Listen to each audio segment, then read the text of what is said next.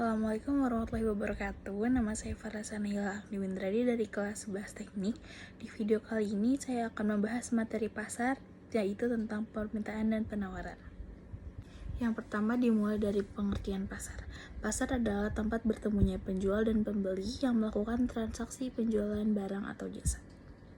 Di dalam pasar pasti ada kegiatan permintaan dan penawaran. Maka dari itu kita masuk ke materi yang pertama, yaitu materi permintaan. Pengertian permintaan. Permintaan tercipta apabila Anda memiliki keinginan untuk membeli barang dan jasa yang disertai oleh kemampuan untuk membayarnya. Jadi, secara sederhana, kita dapat mengatakan bahwa permintaan adalah keinginan yang disertai oleh kemampuan untuk membeli barang dan jasa pada tingkat harga dan waktu tertentu. Yang kedua adalah faktor-faktor yang mempengaruhi permintaan. Yang pertama adalah harga barang substitusi dan barang komplementer. Contohnya, jika harga roti meningkat, permintaan terhadap mentega mungkin menurun. Mentega dan roti adalah barang komplementer. Akibatnya, kurva permintaan akan mentega bergeser ke kiri. Jadi pada barang komplementer, peningkatan harga suatu barang akan menyebabkan penurunan permintaan barang yang menjadi komplemennya. Yang kedua adalah jumlah pendapatan.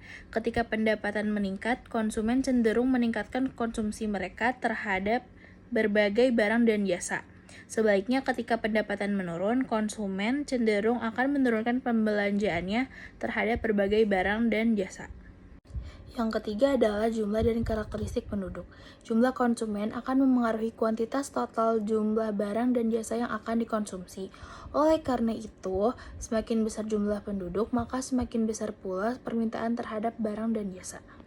Yang keempat adalah perubahan tradisi, mode, dan selera masyarakat. Selera yang berubah dapat mengakibatkan perubahan permintaan. Sebelum atap genteng populer, masyarakat masih banyak menggunakan atap seng. Namun, pada saat ini masyarakat semakin menyenangi atap genteng. Akibatnya, permintaan genteng naik dan sebaliknya permintaan atap seng menurun. Yang kelima adalah perkiraan dan harapan masyarakat. Contohnya, ketika berbagai media cetak dan elektronik memberitakan bahwa pemerintah berencana akan menaikkan harga BBM, banyak SPBU akan dibanjiri para konsumen. Yang keenam adalah hari raya keagamaan. Ketika hari raya Lebaran, permintaan terhadap ketupat, daging sapi, kue, mukena, dan sejadah juga meningkat tajam. Yang terakhir, ada kondisi sosial dan ekonomi. Pada saat situasi keamanan kacau, permintaan akan makanan mungkin meningkat. Toko-toko dan perkantoran menambah tenaga keamanan mereka. Penduduk yang tinggal di perumahan elit pun akan menyewa jasa keamanan untuk menjaga rumah serta kekayaan mereka. Sementara itu, sebagian besar orang cenderung mengurungkan niat untuk beraktivitas di luar ruangan. Yang ketiga ada hukum permintaan. Hukum permintaan berbunyi, jika harga suatu barang dan jasa meningkat, kuantitas yang diminta akan menurun. Sebaliknya, apabila harga suatu barang dan jasa menurun, maka kuantitas yang diminta akan meningkat. Yang kedua adalah materi penawaran. Sekarang kita akan membahas tentang penawaran. Pengertian penawaran.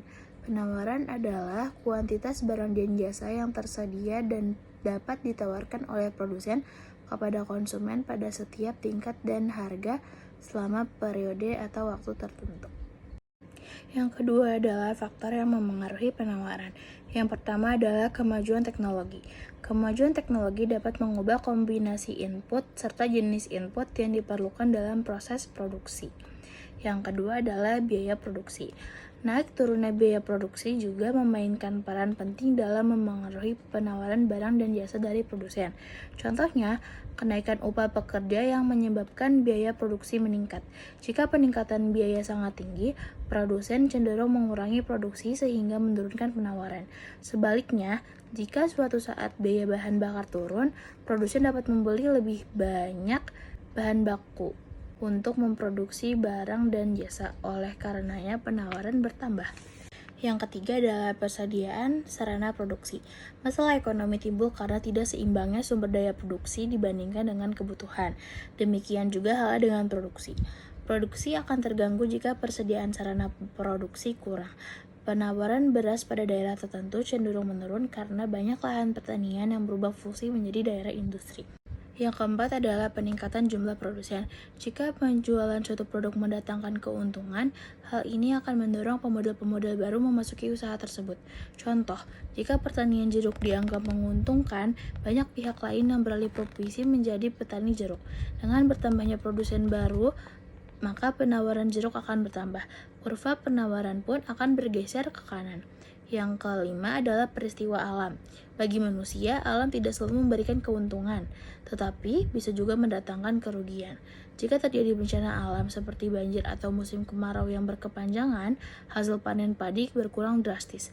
Kejadian-kejadian seperti ini akan mengurangi penawaran barang. Yang keenam adalah ekspektasi atau harapan produsen, dan yang terakhir adalah harga barang dan jasa lain. Contoh, ketika harga teh meningkat, produsen akan beramai-ramai menjual teh sehingga penawaran teh meningkat. Karena lebih tertarik menjual teh, maka penawaran kopi menurun. Kurva penawaran kopi pun bergeser ke kiri. Dan yang terakhir adalah hukum penawaran. Hukum penawaran berbunyi, jika harga suatu barang dan jasa meningkat, maka kuantitas yang ditawarkan juga akan meningkat. Sebaliknya, apabila harga suatu barang dan jasa menurun, maka kuantitas yang ditawarkan juga akan semakin menurun. Demikianlah materi permintaan dan penawaran yang dapat saya sampaikan. Kurang lebihnya mohon maaf. Wassalamualaikum warahmatullahi wabarakatuh.